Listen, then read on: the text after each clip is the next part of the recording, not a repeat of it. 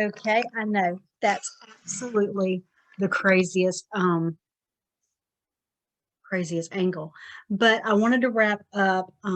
This Friday we'll have a homeschool house call with Helen, and it's absolutely fabulous. I really, really enjoyed my time with her, and I wanted to take a few minutes to wrap up. There was a couple of things that I wanted to show y'all. This will probably air after her episode, so it's before the episode for me, after for you. But I wanted to wrap up some of my recommendations and show y'all because I didn't show it then because it was a little bit longer episode, but I think you're going to absolutely love it if you probably already watched it and you do love it. So here are some of the things that I said that I would send her. One thing was a podcast list. I will put that in the description of this video. There is several really great lists, and I found one that has like 25 of the best children's podcasts. So I'm going to send that. And then we talked about a nature study box, fine motor skills, invitation to play, first language lessons, and I will get those and show you those on camera because I didn't have them at my fingertips at that moment. So anyway, nature study box. As y'all know, I have 5. And one of the things that I did when mine were little were nature study for science. When you have 4 together and they're all like stair steps, it's very hard. Anytime you have littles, nature study is just a great place to start. You can start as simple or as in-depth as you need, depending on their age. I've even seen people who've gone up through high school.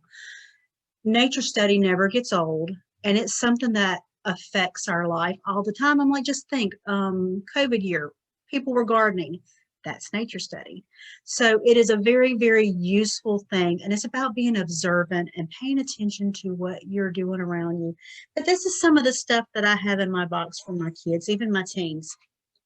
Very cute. She's showing me her bathing suit. Very, very cute.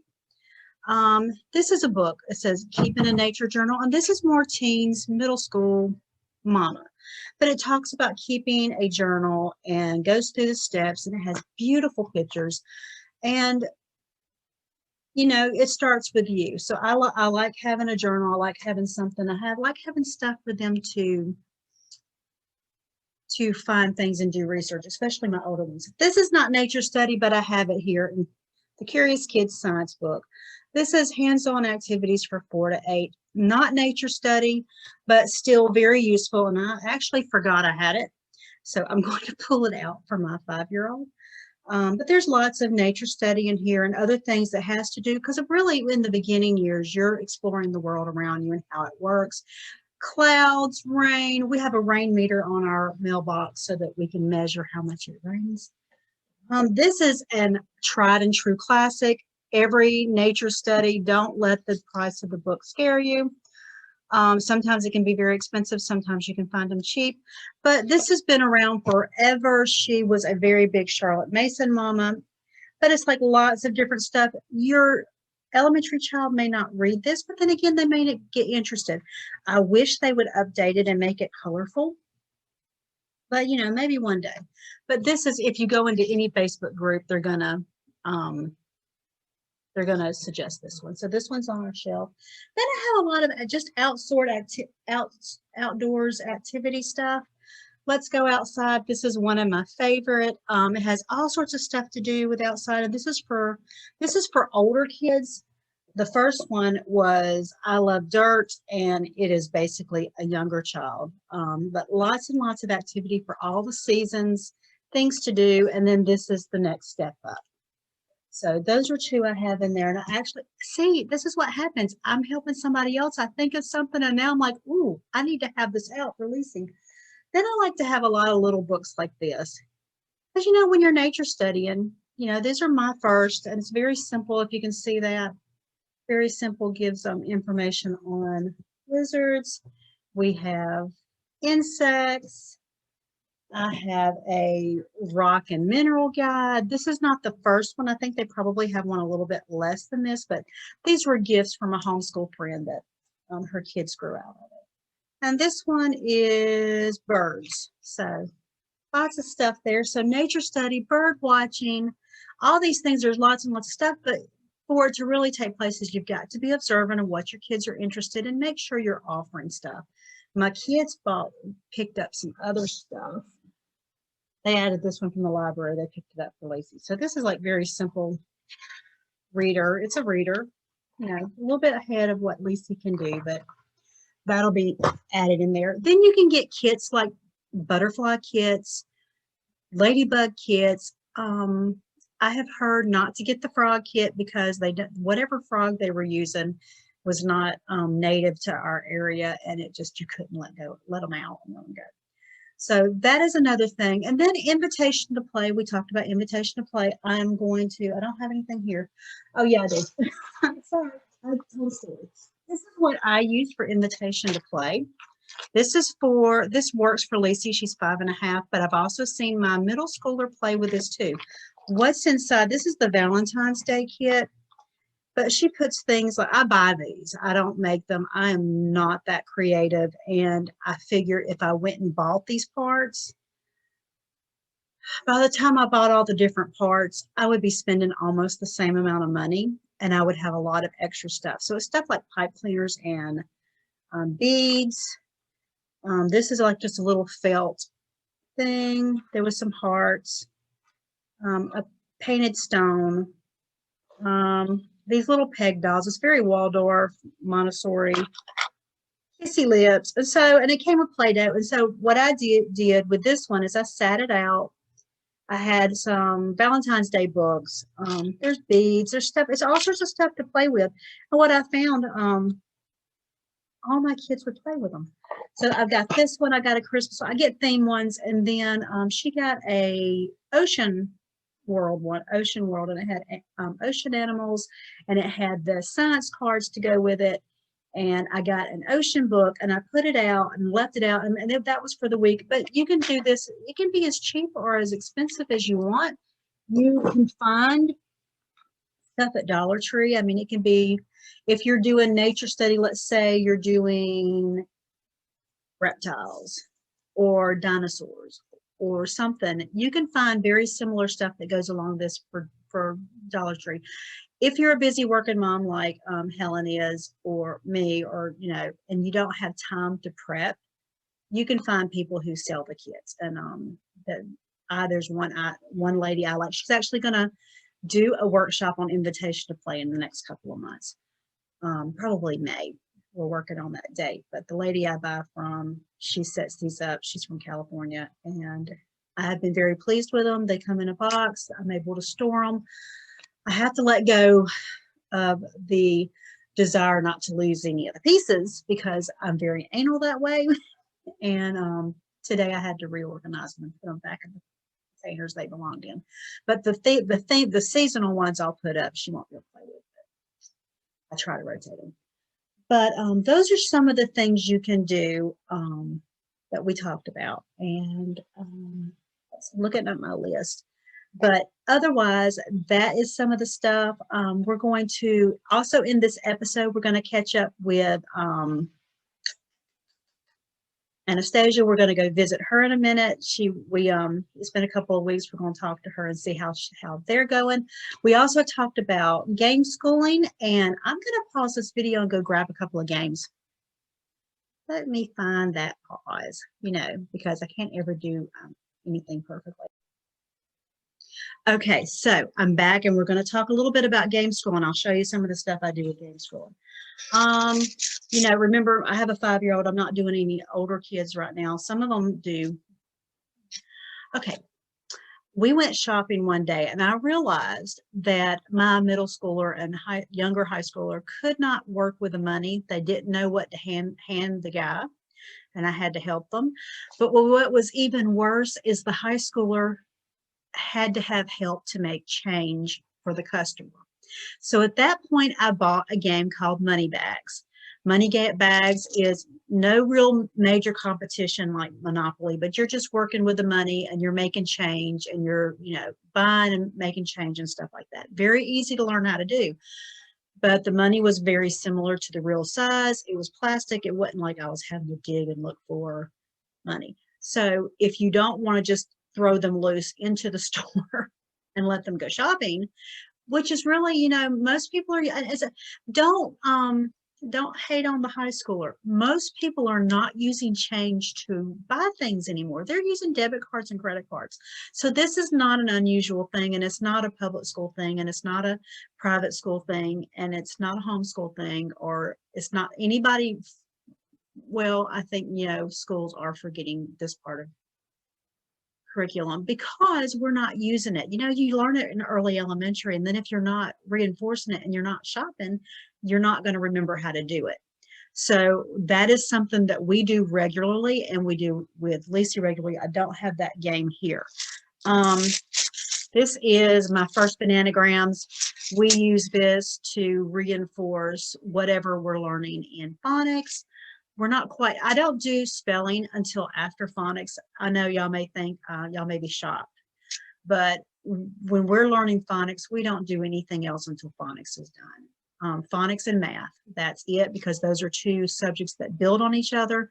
When they finish phonics, my first goal is to get them reading independently and confidently. And once that happens, we start adding all the other subjects.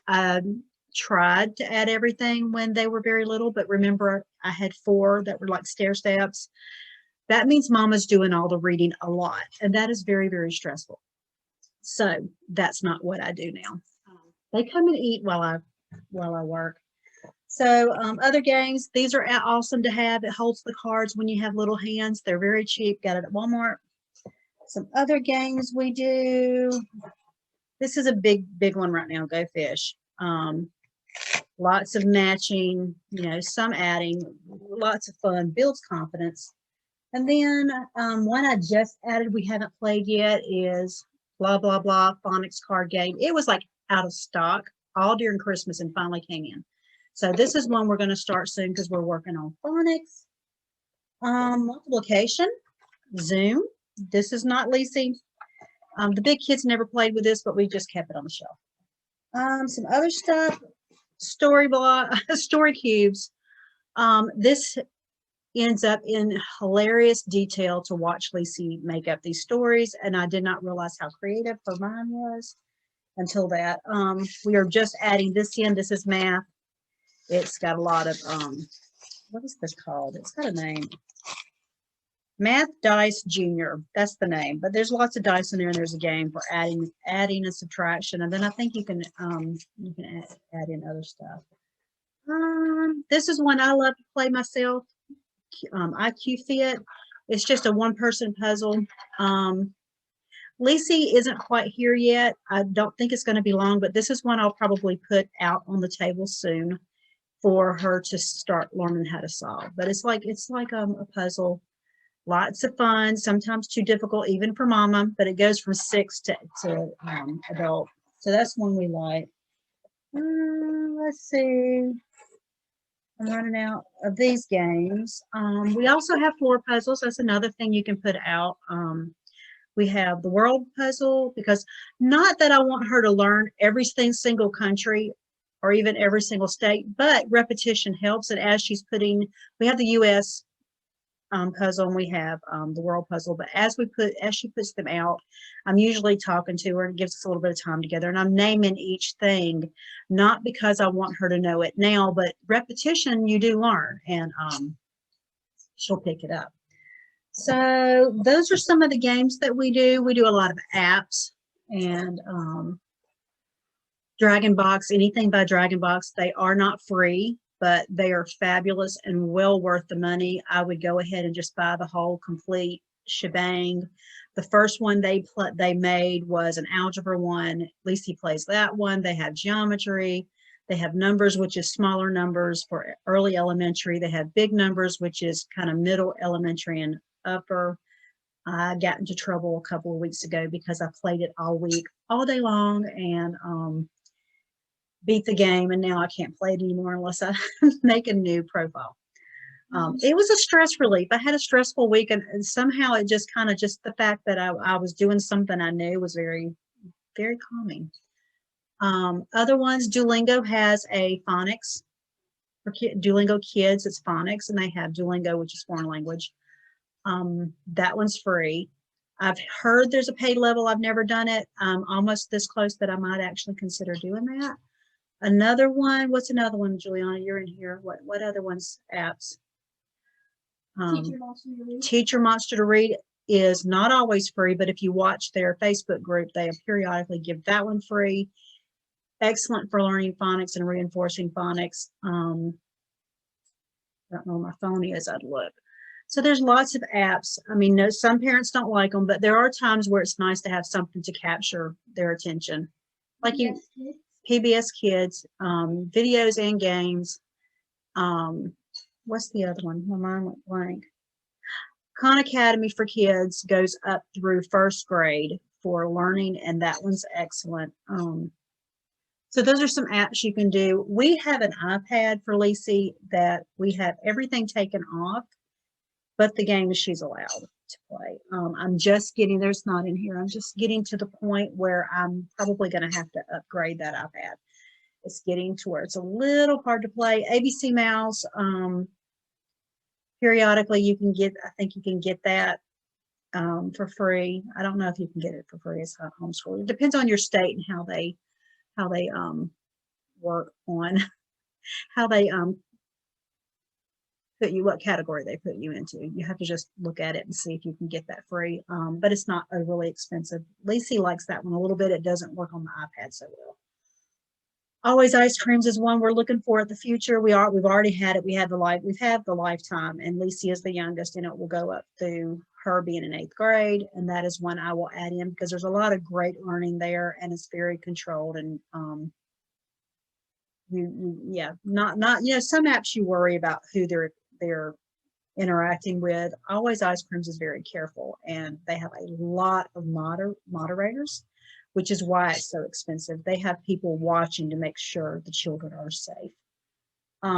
So the one we use is Always Ice Cream. That's for girls. They have one that's Clever Dragons for boys, and Mia Academy is co-ed. That's a new one. Same content, just made for boys and girls. But that's all of what we talked with. Wait, hand me that book over there. I think there's a book that says First Language Lessons. That's the last one I didn't show what that looked like. That book right there? I think that's it. She didn't know she was going to be my assistant. This is one we have on the shelf for Lacey. We are going to do this one when she's older. I like it because it's very, very gentle, very short little lessons, tells you what to say, what to go over, and it goes for it's first and second grade, and it just, and really maybe 2 or 3 pages. Nothing extravagant, no real written work, not any, there's not a workbook. This is an old one. I went looking for it because I don't know that they print this anymore. I used it with my oldest, loved it. As I added kids, it was harder. But if you have them close enough, language arts repeats itself, you could put them together. Right Start Math has a math card game kit. It is not a curriculum. It is just something to go along with the rest of the curriculum they have. That one's on the shelf that we will use through the years because I'm very big into anything that causes no resistance. That's a good thing. So anyway, those are all the things that we talked about. I hope y'all enjoyed Helen's episode. I did. She's going to come. We're going to have her back. She definitely wants to work and help me with working moms so that I can learn more because I'm learning. I have not worked until the last 1.5 years, and I'm still learning how to make it all work. Homeschooling, I know. Working and homeschooling, I'm getting there. So I have ideas, and most of them seem to have panned out, but we'll work. But anyway, I hope you will enjoy. So next we're going to go catch up with Anastasia. I hope you enjoy seeing her again and seeing the good things that she said. And other than that, next week we'll be back with Michelle. We're going to help her organize her closet. But I hope y'all have had a wonderful time with Helen last week, and I hope you had a wonderful time today. And we will see you back next week. Bye.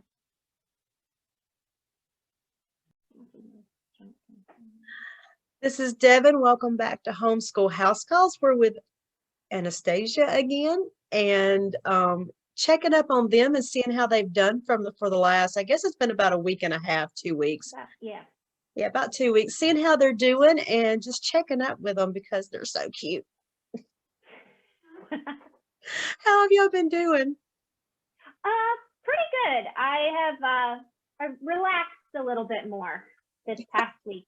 Gave myself a little bit more grace, and that You made have things go a lot to. smoother. You have to, because I mean, I know it sounds so cliche for an older mama to say they're so young, but it's true. And it's just, it comes from experience and knowing that they grow so fast, and they're really, I remember when Cole was when he was 6, I thought he was so grown up.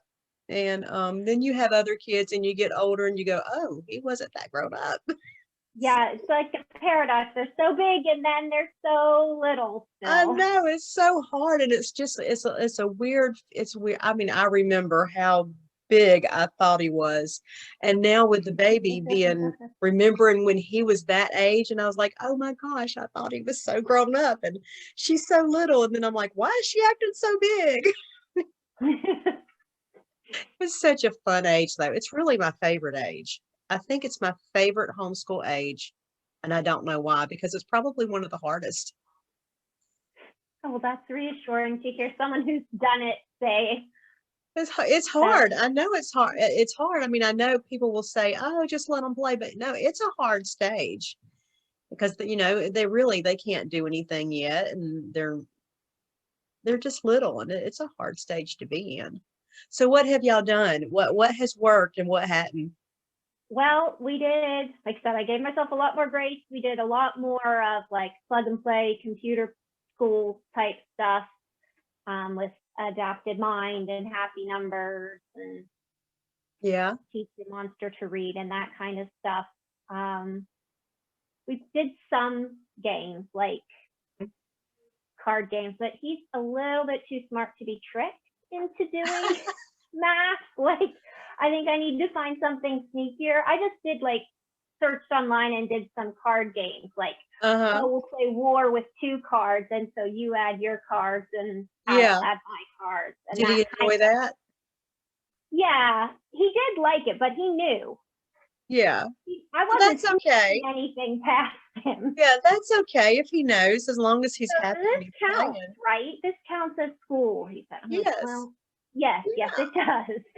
Yeah, I've found that Lacey is very competitive. Is he competitive? Very, very, very. He does not like to lose. Yeah, it gets very funny. Very funny. I did not realize she had such a competitive spirit. It's hard for me because I'm not like, I like games just because I like to play. And I like to play, and I like to I like to do things. I like to be together. So how has the happy numbers work? It's good. It works really well. Caleb really likes it. I like the adapted mind better for Levi because it's a little bit more challenging. But he gets frustrated because if he mistypes something or hits enter too soon, he gets it wrong, and then he has to slow down. Mad at the computer and mad at himself. And he's just that was like my Cole. That was like my Cole. He would get mad at the computer, and then I learned really fast when he was little. He wanted to play PBS all the time, and I would if he started getting mad and he would hit the computer. He was like 2 or 3. I can't remember how old he was, and he wanted to play PBS, and we'd turn off the computer when he got mad. He learned real quick not to, but yeah. He's not a competitive kid now, but he would get quite frustrated with that. Then we didn't have a laptop. We had just a desktop. That was 20 years, almost 20 years ago. Well, really not. He's 20, almost 20. So maybe 18 years ago, before we had iPads and all of this tablets. It was not the world we have now. No. Well, I'm glad to hear that there's some progress. What else can we work on? Has anything cropped up? I did some procrastinating planning, where you do planning instead of doing things. So I didn't implement as much in like the routine rhythm type of thing, but I have some ideas that I just need to put a little bit of work into, because it doesn't matter. I can't just write it out and then it suddenly happens. No, it takes a But lot of giving yourself grace, adding one thing at a time. Yeah, and figuring out not to do the easy. It's just a matter of not doing the easy thing, but doing the What right has to thing. get done. So, Yeah, that's a hard, that's not fun. no. But it has to be done, because if it's not, then, you know, But it's like deep cleaning. Nobody really wants to do it, but it has yeah. to be done or it just gets worse. Mm-hmm. Yeah. Yeah. So, And I did. Oh, the other thing I did was when I did my weekly plan here at the bottom, I made like all of the like, when this doesn't happen, as long as this happens, or oh, here's that's like, good. That's good. I built options in for myself, and that, Yeah. because then And that it's on the helps. plan, and that helps a lot.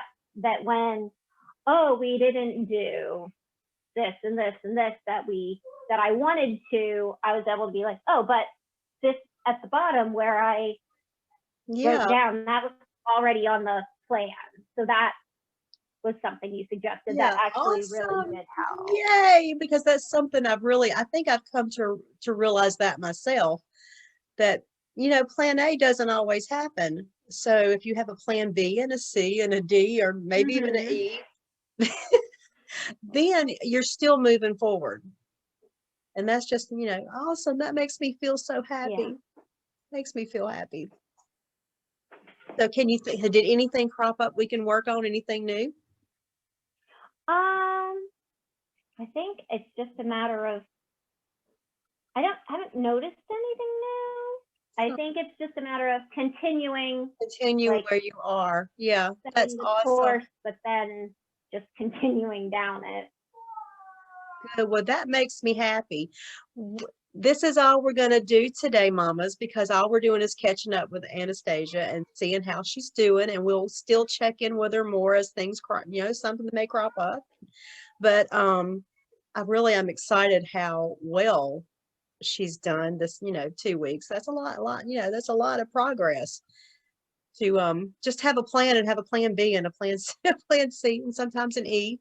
It just helps. And that's one thing with being consistent, is realizing that plan A doesn't always happen. But thank you for coming and dropping back in with me. And I'm gonna turn the recording off. She doesn't have to go anywhere. So, anyway.